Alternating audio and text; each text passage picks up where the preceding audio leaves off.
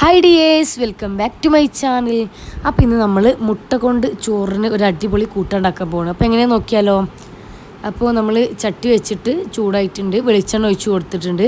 അടുത്ത് നമുക്ക് കടുക് ഇട്ട് കൊടുത്തിട്ട് കടുകൊന്ന് പൊട്ടി വരുന്ന വരെ വെയിറ്റ് ചെയ്യാം.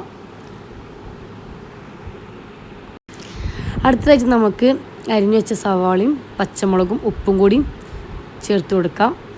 സവാളൻ്റെ കൂടെ തന്നെ ഉപ്പ് ചേർത്താൽ നമുക്ക് പെട്ടെന്ന് നമ്മുടെ സവാള വയന്ന് കിട്ടും. അപ്പോൾ അതിന് വേണ്ടിയിട്ട് നമ്മൾ ഇതിൻ്റെ സവാളിൻ്റെ കൂടെ തന്നെ ഉപ്പ് ചേർക്കുന്നത്.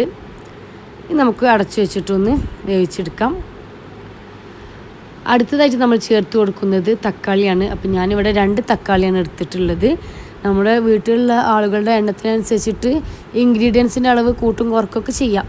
ഞങ്ങളിപ്പോൾ ഇവിടെ 4 പേരുള്ളത്, അപ്പോൾ ഞാൻ അതിനാവശ്യത്തിനനുസരിച്ചുള്ളതാണ് എടുത്തിട്ടുള്ളത്. നിങ്ങൾക്ക് എത്ര വേണമെങ്കിലും കൂട്ടും കുറക്കൊക്കെ ചെയ്യാം.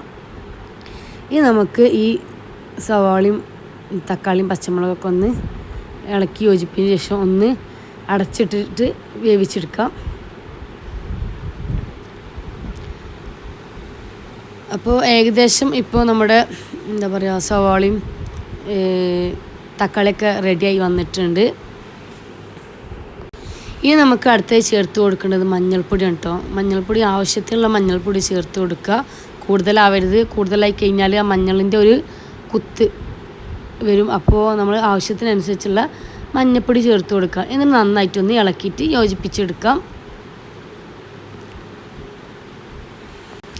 നമ്മൾ എരിവിന് ഒന്നും ചേർക്കില്ല. എരിവില്ലാത്ത പച്ചമുളകൊക്കെ എടുത്തിട്ടുള്ളത്. നമ്മുടെ വീട്ടിലെ കുട്ടികൾക്കൊന്നും എരിവ് പറ്റാത്തവരേക്കാരം. അപ്പോൾ നമ്മൾ മഞ്ഞൾപ്പൊടി മാത്രമാണ് ചേർക്കുന്നത്. മുളക് പൊടിയോ വേറെ പൊടികളൊന്നും നമ്മൾ ചേർക്കണില്ല. മഞ്ഞൾപ്പൊടി മാത്രമാണ് ചേർത്ത് കൊടുക്കുന്നത്. ഇത് നന്നായിട്ട് ഇത് ഒന്നും കൂടി അടച്ച് വെച്ചിട്ട് ആ തക്കാളിയും ആ മഞ്ഞൾപ്പൊടിയും സവാളയും ഒക്കെ ഒന്ന് കിടന്നിട്ടൊന്ന് സെറ്റായി വരണം. അതിനുശേഷം നമുക്കൊന്ന് തുറന്നതിന് ശേഷം നമുക്ക് നടുവിലൊരു കുഴി ഉണ്ടാക്കിയിട്ട് ഇവിടെ ഞാൻ 3 മുട്ട എടുത്തിട്ടുള്ളത്. ആ മുട്ട പൊട്ടിച്ചിട്ട് നമുക്കതിലേക്ക് ഒഴിച്ചു കൊടുക്കാം. എന്നിട്ട് നമ്മുടെ സ്റ്റൗ ഒന്ന് ഹൈ ഫ്ലെയിമിലാക്കി കൊടുത്തതിന് ശേഷം ഒന്ന് യോജിപ്പിക്കുക, ഒന്ന് ചിക്കി കൊടുക്കുക. മുട്ട എല്ലാ ഭാഗത്തേക്കും ആ മസാലയിലൊന്നിട്ട് സെറ്റാൻ വേണ്ടിയിട്ട് നന്നായിട്ടൊന്ന് ചിക്കി കൊടുക്കാം. പല നാടുകളിലും പല പേരിലാണ് ഇത് അറിയപ്പെടുന്നത്. ചില നാടുകളിൽ മുട്ടക്കൂട്ടാൻ, ചിലയിടത്ത് എഗ് ബുർജ്, അങ്ങനെ പലയിടത്തും പല പേരുമാണ്.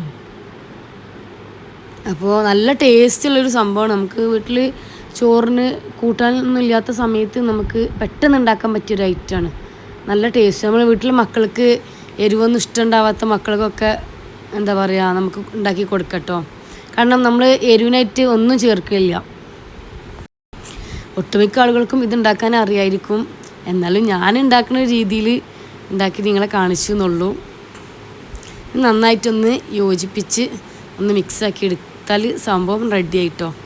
പിന്നെ നമുക്ക് ഗ്യാസിൻ്റെ ഫ്ലെയിം ഓഫ് ചെയ്യാം.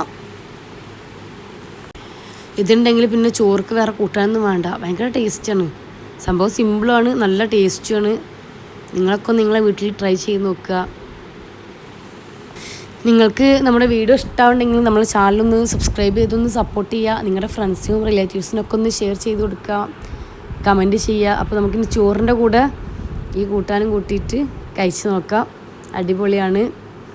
അപ്പോൾ നിങ്ങളെല്ലാവരും ട്രൈ ചെയ്യുക. നിങ്ങളുടെ ഫീഡ്ബാക്കൊക്കെ കമൻറ്റിലൂടെ അറിയിക്കുക. ഇൻഷാ അല്ലാഹ് മറ്റൊരു വീഡിയോ ആയിട്ട് നമുക്ക് വീണ്ടും കാണാം. അതുവരേക്കും ബൈ.